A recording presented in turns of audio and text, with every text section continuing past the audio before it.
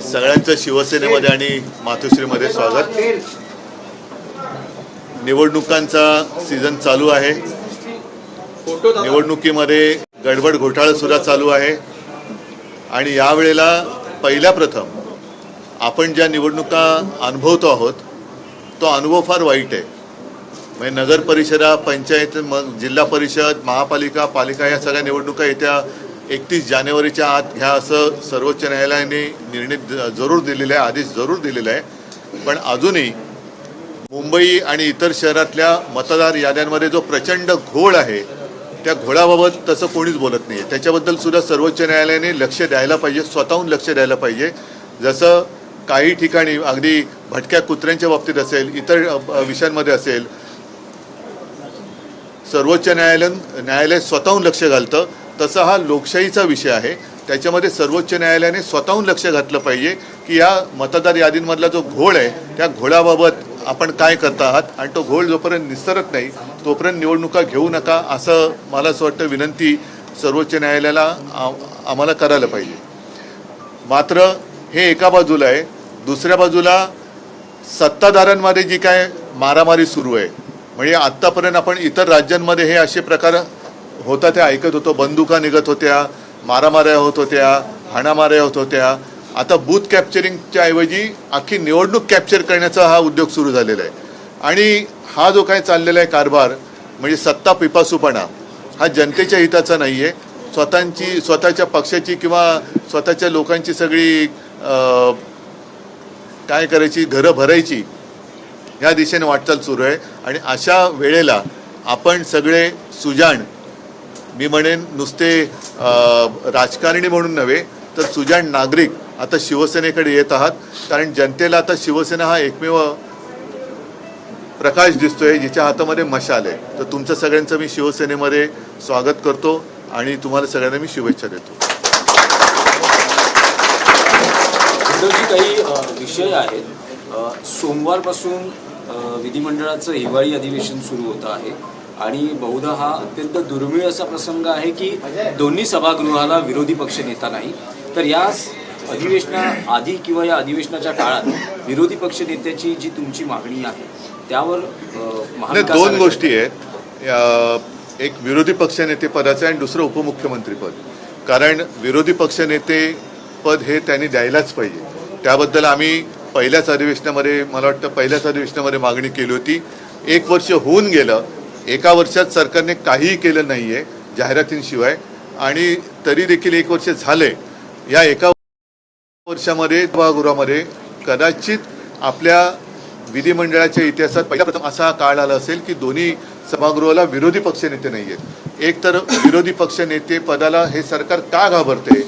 एवढे मजबूत सरकार आहे, ज्यांना दिल्लीचा सुद्धा पाठिंबा आहे, अनेक भ्रष्टाचारी त्यांच्यासोबत घेतले, त्यांच्यावरती त्यांनी पांघरुणं घातलेले आहेत। एवढं पांघरुण घातल्यानंतर सुद्धा विरोधी पक्षनेत्याला हे सरकार का घाबरते? तर ताबडतोबीन त्यांनी विरोधी पक्षनेतेपद दोन्ही सभागृहाची जाहीर केली पाहिजेत। आणि जर तुम्ही आम्हाला कायदे दाखवणार असाल, उपमुख्यमंत्री पद हे तात्काळ रद्द केलं पाहिजे, कारण असं संविधानामध्ये कुठेही तरतूद नाही। म्हणून जे काय त्यांच्याकडे खाती असतील त्या खात्याची मंत्री त्यांना बघा, त्यांच्याकडे कोणाच्या कुठल्या चाव्या द्यायच्यात, तिजोरीच्या द्यायच्यात किंवा बाथरूमच्या द्यायच्यात, ते सगळ्या चाव्या त्यांच्याकडे द्या, पण त्यांना उपमुख्यमंत्री हे बिरुद आता लावता कामा नये। आणि कायद्यानुसार एक लोकशाही जिवंत ठेवण्यासाठी विरोधी पक्षनेतेपद दोन्ही सभागृहात या सरकारने येत्या अधिवेशनात जाहीर केलीच पाहिजे, ही आमची आग्रही मागणी आहे। आता तुमच्यासमोर तर केलं, मला सभागृहात गेल्यानंतर मला कळेल। शेतकऱ्यांसाठी मी दौरा केला होता, परंतु केंद्रातून असं कळतंय की राज्यातून प्रस्तावच आला नाही, त्याच्यावरती मुख्यमंत्र्यांनी देखील उलट उत्तर दिले। त्याच्यावरती काय मुख्यमंत्र्यांना उलट उत्तरच देता येतं, सरळ उत्तर कुठे देता येतं? काय उलट उत्तर दिले? जे प्रश्न मांडले जातात ते 35 दिवस आधीच मांडले जातात असं त्यांनी। हो, पण 35 दिवस प्रस्ताव जो आहे, मला खरं केंद्रीय कृषी मंत्र्यांना धन्यवाद द्यायचे की त्यांनी यांचं सोंग आणि ढोंगे उघडं पाडलेलं आहे, त्यांची जात त्यांच्या घातलेत। साधारणतः सप्टेंबरपासून महाराष्ट्रामध्ये अतिवृष्टीचं संकट हे सगळ्यांनी अनुभवलेलं आहे। त्याच्यानंतर आपत्ती म्हणून ती जाहीर करायला पाहिजे होती। ओला दुष्काळ ही संज्ञा नाही म्हणून तुम्ही ते संकट टाळू शकत नाही। त्या संकटाच्या दृष्टीने त्यांनी जे काही आत्तापर्यंतच्या इतिहासातलं सगळ्यात मोठं पॅकेज दिलं, त्या पॅकेजचा पत्ता नाही. आत्ता या शेतकऱ्याला कर्जमुक्ती करायला पाहिजे. कर्जमुक्ती करू हे त्यांनी निवडणुकीत जाहीर केलं होतं, पण जिंकून आल्यानंतर अगदी आपले अर्थमंत्री जे म्हणाले की जिंकण्यासाठी एवढं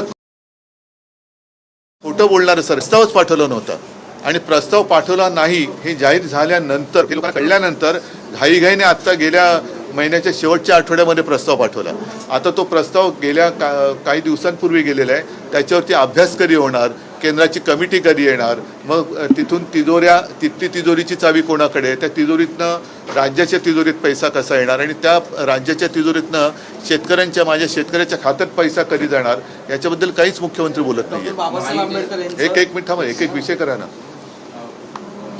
महापौर पदावरून सध्या महायुतीमध्ये रस्सीखेच पाहायला मिळत आहेत. भाजप म्हणतात आमचाच महापौर बसेल, आणि हे देखील वक्तव्य येत आहेत की भाजप सोडून इतरही जे पक्ष आहेत युतीमध्ये त्यांना देवेंद्र फडणवीस चालवत आहेत. ठीक आहे, ते तिन्ही पक्षाचे नेते एकच आहेत. महायुती म्हणून जे काय आहे ते नावाला त्यांची नावं आणि निशाणे वेगळ्या जरी असल्या तरी त्या त्यांच्या सगळ्या बी टीम आहेत, आणि मी तर असं म्हणेन की त्यांचा मालिक एक आहे. उद्धवजी, पण तुमच्या पक्षात जसे प्रवेश होत आहेत तसे प्रवेश होत आहेत, पण होऊ त्या द्या ना. प्रवेशांवरून नाराजी नाट्य दिसते, कारण एकमेकांचेच प्रवेश घेतले जात आहेत. आणि आता मी जो मागे एक शब्द वापरला होता ॲनाकोंडा, त्याचा अनुभव त्यांच्या महायुतीतल्या त्यांच्या मित्रपक्षाने यायला लागलेला आहे की ते त्या दोन्ही पक्षाने गिळल्याशिवाय हा ॲनाकोंडा आता थांबणार नाही. मराठी माणसाला मीरा भाईंदरमध्ये घर नाकारलं, शाखा प्रकरणात असेल त्यालाच घर नाकारलं. त्यांच्यावरती गुन्हा दाखल केला पाहिजे. ज्यांनी घर नाकारलं आणि शाकाहाराची अट जे घालत असतील त्यांना गुन्हा दाखल करून त्यांना इथून मला वाटतं तडीपार केलं पाहिजे. तो कोणी असो, कोणाच्याही खाण्यावरनं किंवा मराठी आहे म्हणून घर नाकारणार असाल तर मग मात्र हा जातीय आणि भाषिक वाद जो फैलावतोय त्याला तुरुंगात टाकलं पाहिजे, कोणी असो तो. उद्धवजी, मध्यंतरी तुमची काँग्रेसचे नेते दिग्विजय सिंह यांनी भेट घेतली आता 2 दिवसापूर्वी. Yes. आणि 14 तारखेला इंडिया अलायन्सचा काही मोर्चा आहे, तर या मला मोर्चाचं नाही. काही नाही, आमंत्रण नाही. तुम्हाला आहे का? तुम्ही बघा, एक दिल्लीला जाणार आहात का? सांगतो, दिग्विजय सिंग हे जेव्हा मुख्यमंत्री होते तेव्हापासून आमची ओळख आहे. माझ्या बरोबरीने ते त्यावेळेला अगदी वेगळा विषय राजकारणापेक्षा हे ते जंगलात सुद्धा आलेले आहेत. बांधवगड असेल, बांधवगडमध्येच, आणि तेव्हापासून आमची एक चांगली ओळख आहे.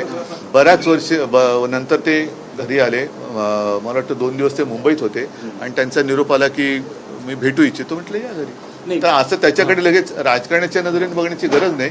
ती आमची वैयक्तिक भेट होती, आणि त्याच्यासाठी ते त्यावेळेपासून म्हणजे किती 2010च्या आधीपासूनची गोष्ट असेल, कारण मागे आले होते घरी तेव्हा माननीय बाळासाहेब तेव्हा होते, म्हणजे त्यानंतर ते आता आलेले. उद्धवजी, पण महायुती एकसंघपणे मुंबई महापालिका निवडणुका लढवेल असा एक काय जोरदार तर्क लढवला, ते विश्लेषण केलं जातं. अशा महाविकास आघाडीचं काय? काँग्रेस ऐका महायुती काय तुम्ही म्हणालात एक संघपणे म्हणजे एकत्रितपणे फार आहे, कारण ते आत्ता जे काय त्यांचा जो दिसलेला एक संघपणे त्यांची गरज चोर आणि वैद्य मरो आहे. आता या निवडणुकामध्ये करून झालेले आहेत, फोडाफोडी करून झालेले आहेत.